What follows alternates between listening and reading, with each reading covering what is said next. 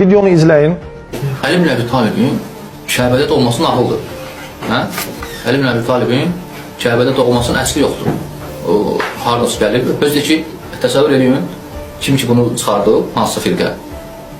Təsəvvür edin, Ali ibn Əbi Talib tərifləmək üçün çıxardılar. Əhl-i sünnətin ən böyük alimlərindən Hakim Nişaburi, yəni əhl-i sünnətin heç bir alimi bu alimin üstünə söz danışa bilmirlər.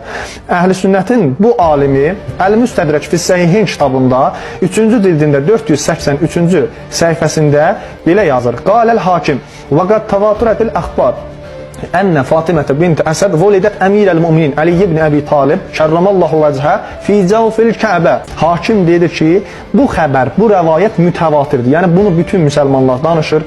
Bu xəbəri, bu rəvayəti müsəlmanların hamısı təsdiqləyir. Heç bir ixtilaf yoxdur burada.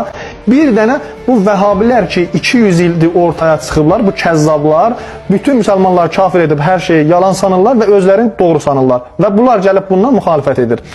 Yazır ki, Fatimə bint Əsəd, Həzrət Əli əleyhissalamın anası, vəlidət dünyaya gətirdi Əmirəl-Möminin Ali ibn Əbi Talibi kərramallahu vəchə fi cəvfil Kəbə. Kəbənin daxilində, Kəbənin içində, cəvf yəni bir şeyin içinə deyirlər. Fi cəvfil Kəbə, Kəbənin daxilində, içində dünyaya gətirdi.